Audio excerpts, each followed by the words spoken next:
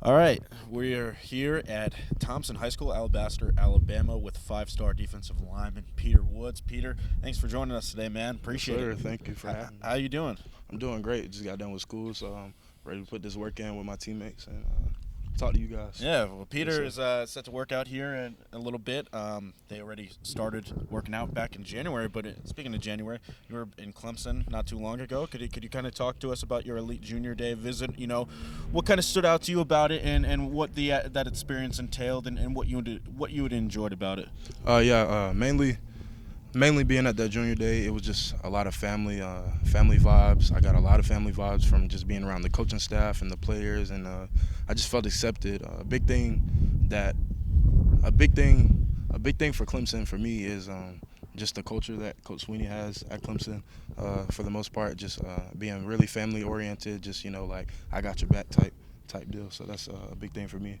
That's what I come from, being here. So. Now, I remember you telling us that, Coach Bates, obviously, he played a part in your recruitment, but him leaving didn't obviously affect it. And then Coach Eason comes in, and you had a relationship with him previously, right? So what is that like for, that doesn't happen too often, where you're being recruited by someone somewhere and then they, switch places, and now he's kind of serving along with Coach Hall. What's your relationship like with those guys?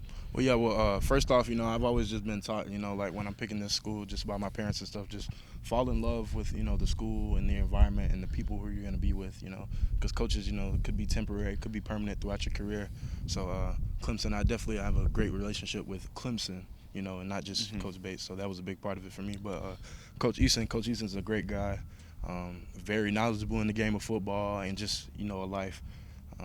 He's been there before. That's another thing I feel like that he can help me with and that I can benefit from, just the fact that he knows how to get to the next level, what they're expecting, so he knows kind of what to pour into me.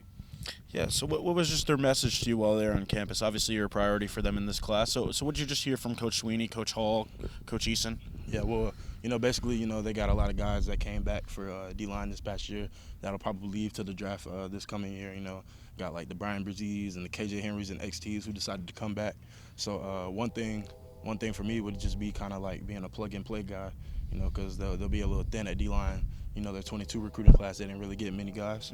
So that's a message for me that they gave me. Now, what did they kind of just say that they like about your play style, what you bring to the table as a player? Yeah, just versatility. Versatility is a big thing for me, just being able to move. Just being able to move all in up and down the line. So that's kind of one thing that I bring to the So you're game. an interchangeable guy who can really play all across the defensive line. Yeah, yes, sir. Yes, sir. Yeah, speaking of that, how would you describe yourself as a player to someone who might not have seen you play before? Explosive. I pride myself being explosive, being able to beat a guy with my first step. That's one thing, football IQ. I'm really smart in the game. Just like, for instance, if I'm pass rushing, I kind of know, what kind of points to hit, stuff like that, how to use my angle, stuff like that. So just kind of the sciences of the football is something that I really take into too. Yeah, just for you, I mean, obviously you mentioned throughout some names there. You've obviously been to a couple Clemson games this past season. Yes, What do you just view as just their defensive line and maybe how you would potentially fit in it, and just being able to watch those guys over the years? Obviously, the one that they're returning has this year has a chance to be one of the best in college football. For sure. So, what are just your thoughts on their defensive line?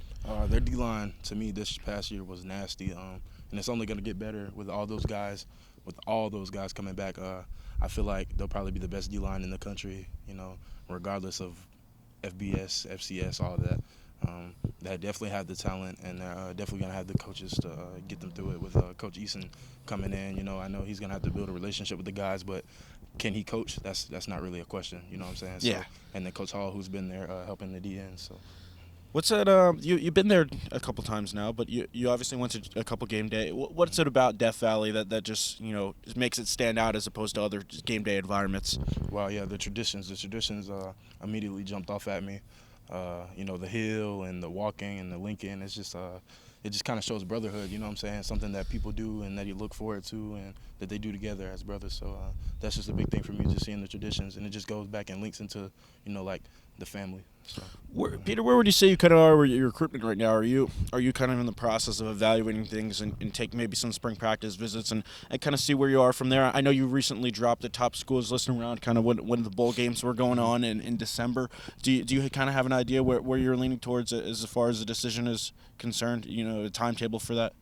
Well, I've just been thinking about making some officials and some unofficial visits. That'll be kind of monumental to making my decision here in the spring.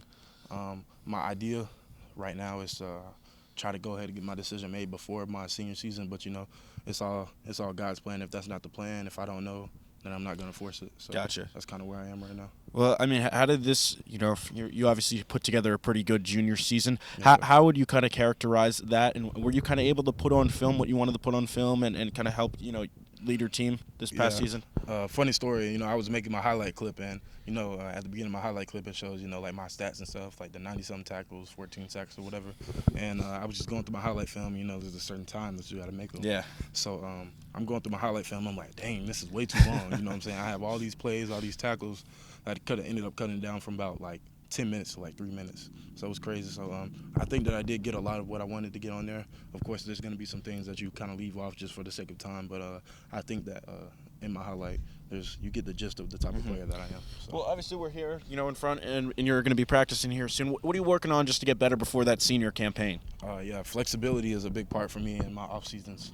Every year I come back the next year more flexible. I just feel like it helps you all around in your game, speed, agility, and whatnot. So that's a big thing for me. All right, Peter, a couple more for you here. When it comes down to make that decision, obviously you're going to sit down with your head coach, your family, people who are close to you, and you're going to have to decide what's important. What are those important factors that you're ultimately going to decide are going to make a decision for you?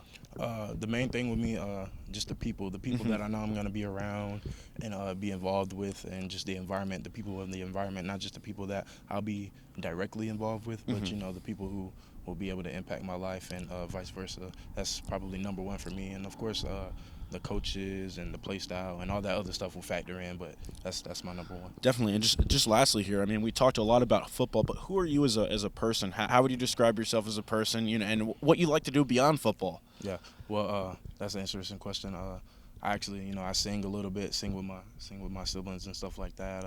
I like playing other sports. I kind of gave up on other sports, basketball, baseball. I was pretty good at them actually, but football is, football just had my heart. You're good at some things, it's just not for you.